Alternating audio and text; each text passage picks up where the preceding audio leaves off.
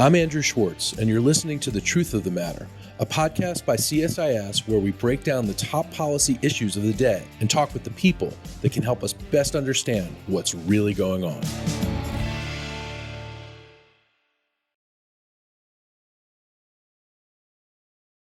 To get to the truth of the matter about the G7 and what they're talking about regarding artificial intelligence, we have with us Gregory Allen, who is the director of the Wadhwani Center for AI and Advanced Technologies at CSIS. Gregory, welcome to the podcast. Thanks for having me back. So the reason you're back so soon is that things are changing so fast in the world of AI. Now we have the G7 leaders meeting. Today's Friday, May 19th, and they're going into new territory. These are the first conversations among the world's largest democratic economies about a common approach to AI. You and the CSIS AI Council that you work with and that you really have stood up, co-chaired by Microsoft's Brad Smith and Accenture's Julie Sweet, you all laid a groundwork for what the G7 should actually do on AI several months back. What should they do? And what are they doing?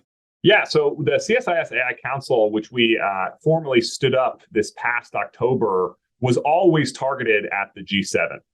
And there we published an open letter from the members of the CSIS AI Council, which is really a global institution with really remarkable distinguished leaders across the academic, former government, and the business community around AI governance, and published an open letter saying that the G7 needed to include AI on the agenda. And thankfully, we're really pleased to see that they have done so, because this technology is moving incredibly fast. And there's some really important initiatives going on in basically all of the G7 countries. And what they really needed was an opportunity to coordinate their efforts.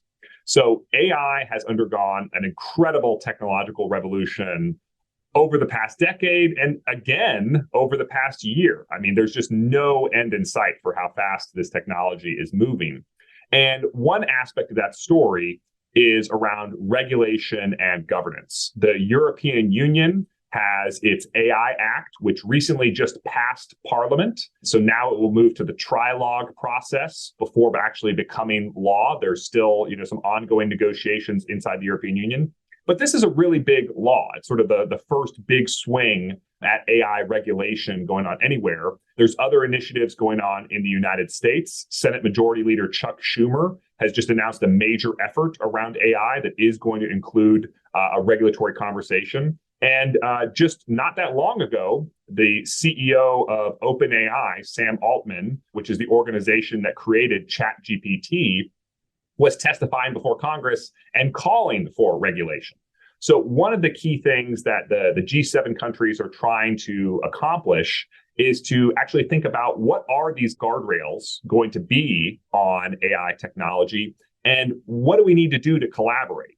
What do we need to do to collaborate to promote AI? And what do we need to do to collaborate to establish these sort of protective guardrails and ensure that there's some kind of minimum interoperability or coherence to the regulatory approaches that each of the G7 countries and really the advanced democratic economies around the world are taking. Now, this is so complex. And when we talk about guardrails, as was reported this morning, that the leaders agreed to guardrails, and they said these guardrails would be human-centric and based on democratic values. What does that mean to you? Is that anything specific enough to really comment on? Sure. I think the first thing to keep in mind here is that AI, in a sense, is already regulated because the economies are regulated, right? Imagine if you wanted to put AI into an aircraft autopilot system or machine learning into an aircraft autopilot system. Well, aircraft autopilot regulations were not designed with machine learning in mind. It really sort of predates the modern machine learning revolution. But so many of those regulations just cover everything you do with software, everything you do with data, everything you do with systems engineering and change management. And what is true for aircraft is true for so many different other aspects of the economy. So you have this sort of existing body of regulation that definitely applies to AI, But then you also have this sort of ongoing revolution in areas like large language models and generative AI. And some of that is adequately addressed by the sort of existing regulatory architecture. But some of that really does feel new because it is new.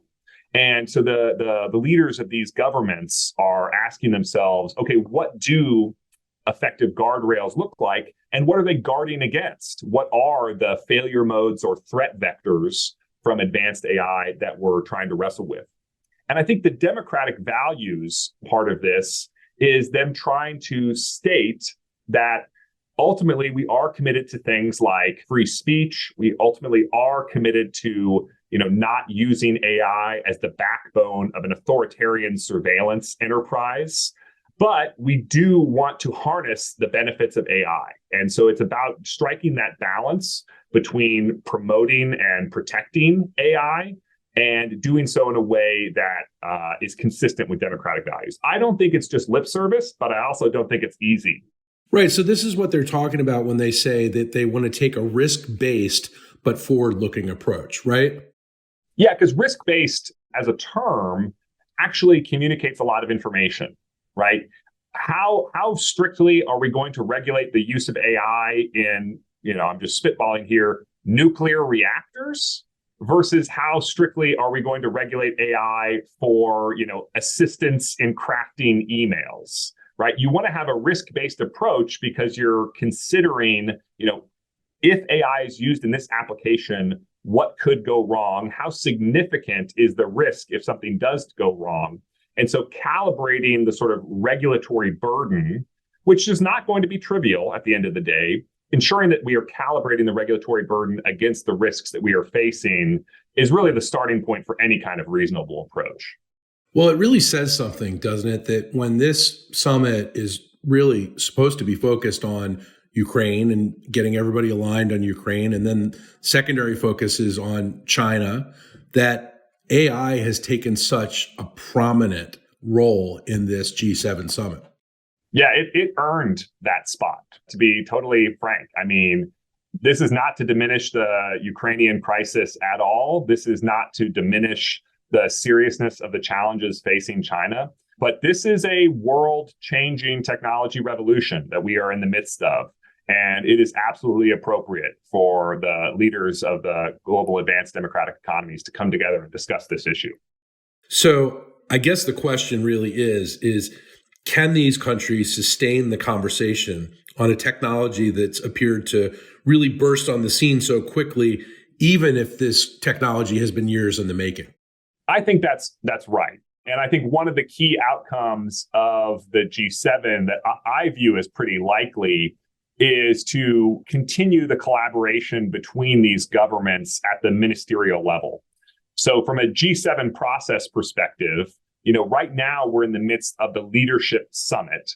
A month ago, we had the ministerial meeting of the digital and technology ministers, or in the United States case, secretaries and assistant secretaries. And at that level of government, sort of working level collaboration, I think normally that would stop after this leadership summit on a topic like AI.